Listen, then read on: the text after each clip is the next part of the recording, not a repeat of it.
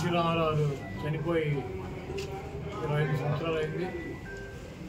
ఆయన 30 సంవత్సరాలు సినీ రంగ పరిశ్రమలో అనేక చిత్రాలు నటించి సినీ రంగ పరిశ్రమలో ఆయన్ని ఉన్నతమైనటువంటి స్థానానికి తీసుకొచ్చినటువంటి ప్రజలకి మేలు చేయాలని చెప్పి ఒక రాజకీయ పార్టీ స్థాపించి 9 నెలల్లో అధికారంలోకి వచ్చి అనేక సంక్షేమ కార్యక్రమాలు చేసి నమ్ముకున్నటువంటి కుటుంబం చేతిలో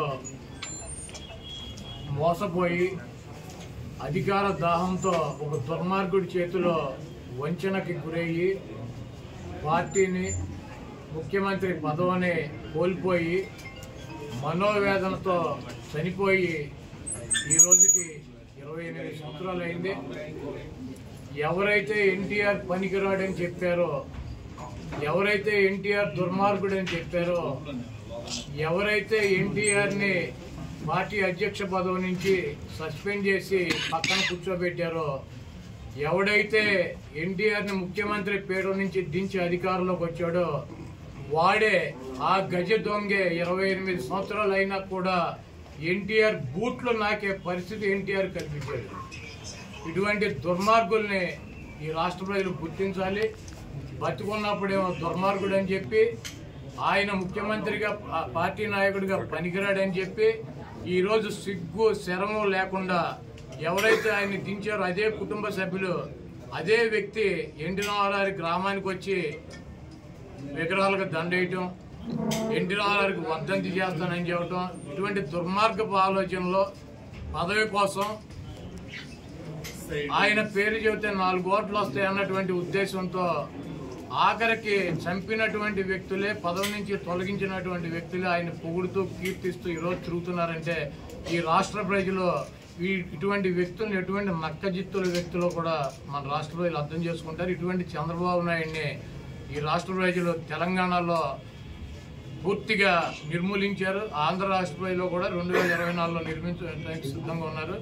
ఏదేమైనప్పటికీ ఎన్టీ రామారావు లాంటి మహనీయుడు ఆశయాలని ముందుకు తీసుకెళ్లాల్సినటువంటి అవసరం ఉంది కాబట్టి తప్పకుండా ఆయనకి అభిమానిగా 28 సంవత్సరాల నుంచి ప్రతి సంవత్సరం కూడా ఆయన వర్ధంతి జయంతి కార్యక్రమాలు ఇక్కడ పెద్ద ఎత్తున నిర్వహిస్తున్నాం. ఇక ముందు కూడా నిర్వహిస్తాం. ఇటువంటి గుంటనక్కల్ని ఈ రాష్ట్ర ప్రజలు నమ్మొద్దని చెప్పి వారిని తుదముట్టించాలని చెప్పి కోరుతున్నాం. కోర్టు మన 3 రోజుల నాడు చెప్పింది రాజమండ్రి జైలుకి. ఆయనేమో రా కదలిరా అని చెప్పి ప్రజలను పిలుస్తున్నాడు. ఆయనేమో కోర్టులో రా కదలిరా కదలి వెళ్ళు సెంట్రల్ జైలుకి. ఈ నక్క చిత్తులు కన్ను పని చేయట్లేదు, కిడ్నీ పని చేయట్లేదు, గోళీ ఓడిపోయింది, ఇటువంటి సొల్లు కబుర్లు చెప్పకుండా నువ్వు చెప్పి చేసినటువంటి 420 కార్యక్రమాలకి రా కదలరా అని చెప్పి రాజమండ్రి సెంట్రల్ జైలు ఈయనకి ఆహ్వానం పలుకుతుంది. త్వరలో కూడా వెళ్తాడు. జూనియర్ ఎన్టీఆర్ ఫ్లెక్సీలు తొలగించారు. బాలకృష్ణ గారు చెప్తేనే తీసేసామని చెప్పి కూడా చెప్తున్నారు అక్కడ ఎన్టీఆర్ ఘాట్లో హైదరాబాద్. జూనియర్ ఎన్టీఆర్ ఫ్లెక్సీలు తొలగిస్తే ఎవడ తీయమన్నా ఆయన ఊడిపోయిన ఇంటికి అని ఊడిందా?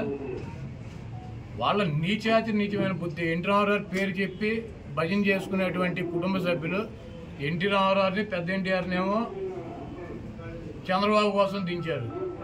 జూనియర్ ఎన్టీఆర్నేమో సిగ్గు లేకుండా బాలకృష్ణ మళ్ళీ అల్లుడి కోసం, ఈ లోకేష్ పప్పుగడి కోసం సర్వనాశనం చేసేటువంటి కార్యక్రమం పెట్టుకున్నారు. ఇటువంటి బాలకృష్ణలో ఇటువంటి చంద్రబాబు నాయుడు 1000 మంది వచ్చినా కూడా జూనియర్ ఎన్టీఆర్ ఊడిపోయినటువంటి ఇంట్లో కూడా బేగలేదు.